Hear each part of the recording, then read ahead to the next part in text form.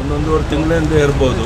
ಇದು ತಾಯಿ ಮಗಳು ಅನೇಕ ಸಾರಿ ಬಂದು ಹೋಗ್ತಾ ಇದ್ರು, ನಾವು ಹತ್ರ ಸೇವಿಸ್ತಾ ಇರಲಿಲ್ಲ. ನಾನು ಒಂದ್ಸರಿ ಬರಬೇಕಾದ್ರೆ ಅವ್ರು ಕಣ್ಣೀರು ಆಗ್ತಾಯಿದ್ರು ಅಂತ ಹೇಳ್ಬಿಟ್ಟು ಒಳಗಡೆ ಕರ್ಕೊಂಡು ಕೂಡಿಸ್ಕೊಂಡು ಕೇಳಿದೆ, ಏನು ಸಮಸ್ಯೆ ಅಂತ ತಾಯಿ ಮಗಳನ್ನಿಬ್ಬರು. ನಮ್ಗೆ ತುಂಬ ಅನ್ಯಾಯ ಇದೆ, ಮತ್ತೊಂದು ಮಗದೋದು ಅಂತ ಹೇಳಿದ್ರು.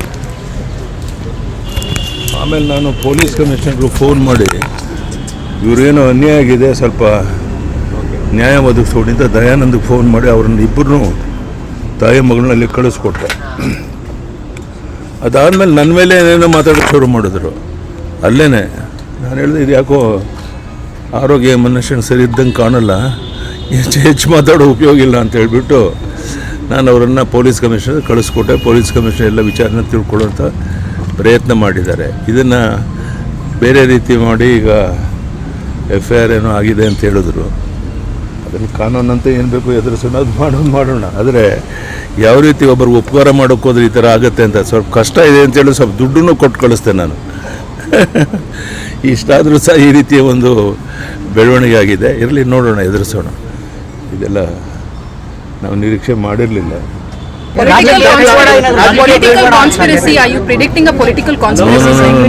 ನಾನು ಆ ಥರ ಏನು ಹೇಳೋಕ್ಕೆ ಇಚ್ಛೆ ಪಡೋದಿಲ್ಲ. ಪೊಲಿಟಿಕಲ್ ಕಾನ್ಫಿಡೆನ್ಸ್ ಅದು ಇದು ಅಂತ ಯಾರೋ ಹೆಣ್ಮಗಳು ಕಂಪ್ಲೇಂಟ್ ಕೊಟ್ಟಿದ್ದಾರೆ, ಅದನ್ನು ಯಾವ ರೀತಿ ಎದುರಿಸ್ಬೇಕು ಎದುರಿಸೋಣ ಅಷ್ಟೇ.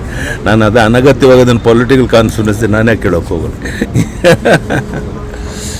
ಒಂದೊಂದೂವರೆ ತಿಂಗಳಿಂದ ಇರ್ಬೋದು.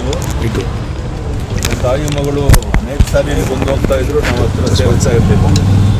ನಾನು ಒಂದ್ಸರಿ ಬರಬೇಕಾದ್ರೆ ಅವ್ರು ಕಣ್ಣೀರು ಆಗ್ತಾಯಿದ್ರು ಅಂತ ಹೇಳ್ಬಿಟ್ಟು ಒಳಗಡೆ ಕರ್ಕೊಂಡು ಕೂಡಿಸ್ಕೊಂಡು ಕೇಳಿದೆ, ಏನು ಸಮಸ್ಯೆ ಅಂತ ತಾಯಿ ಮಗಳನ್ನಿಬ್ಬರು. ನಮ್ಗೆ ತುಂಬ ಅನ್ಯಾಯ ಇದೆ, ಮತ್ತೊಂದು ಮಗದೋದು ಅಂತ ಹೇಳಿದ್ರು. ಆಮೇಲೆ ನಾನು ಪೊಲೀಸ್ ಕಮಿಷನರ್ಗೂ ಫೋನ್ ಮಾಡಿ ಇವರೇನೋ ಅನ್ಯಾಯ ಆಗಿದೆ, ಸ್ವಲ್ಪ ನ್ಯಾಯ ಒದಗಿಸ್ಕೊಟ್ಟಿದ್ದ ದಯಾನಂದಕ್ಕೆ ಫೋನ್ ಮಾಡಿ ಅವ್ರನ್ನ ಇಬ್ಬರೂ ತಾಯಿ ಮಗಳನ್ನಲ್ಲಿ ಕಳಿಸ್ಕೊಟ್ಟೆ. ಅದಾದಮೇಲೆ ನನ್ನ ಮೇಲೆ ಏನೇನೋ ಮಾತಾಡೋಕ್ಕೆ ಶುರು ಮಾಡಿದ್ರು. ಅಲ್ಲೇ ನಾನು ಹೇಳಿದೆ, ಇದು ಯಾಕೋ ಆರೋಗ್ಯ ಮನುಷ್ಯನ ಸರಿ ಇದ್ದಂಗೆ ಕಾಣಲ್ಲ, ಹೆಚ್ಚು ಮಾತಾಡೋ ಉಪಯೋಗ ಇಲ್ಲ ಅಂತ ಹೇಳಿಬಿಟ್ಟು ನಾನು ಅವರನ್ನು ಪೊಲೀಸ್ ಕಮಿಷನರ್ ಕಳಿಸ್ಕೊಟ್ಟೆ. ಪೊಲೀಸ್ ಕಮಿಷನರ್ ಎಲ್ಲ ವಿಚಾರನ ತಿಳ್ಕೊಳ್ಳೋಂಥ ಪ್ರಯತ್ನ ಮಾಡಿದ್ದಾರೆ. ಇದನ್ನು ಬೇರೆ ರೀತಿ ಮಾಡಿ ಈಗ FIR ಏನೋ ಆಗಿದೆ ಅಂತ ಹೇಳಿದ್ರು. ಅದನ್ನು ಕಾನೂನಂತೆ ಏನು ಬೇಕು ಎದುರಿಸೋಣ, ಅದು ಮಾಡೋಣ. ಆದರೆ ಯಾವ ರೀತಿ ಒಬ್ಬರು ಉಪಕಾರ ಮಾಡೋಕ್ಕೆ ಹೋದ್ರೆ ಈ ಥರ ಆಗುತ್ತೆ ಅಂತ ಸ್ವಲ್ಪ ಕಷ್ಟ ಇದೆ ಅಂತೇಳಿ ಸ್ವಲ್ಪ ದುಡ್ಡನ್ನು ಕೊಟ್ಟು ಕಳಿಸ್ತೆ ನಾನು. ಇಷ್ಟಾದರೂ ಸಹ ಈ ರೀತಿಯ ಒಂದು ಬೆಳವಣಿಗೆ ಆಗಿದೆ. ಇರಲಿ, ನೋಡೋಣ, ಎದುರಿಸೋಣ. ಇದೆಲ್ಲ ನಾವು ನಿರೀಕ್ಷೆ ಮಾಡಿರಲಿಲ್ಲ.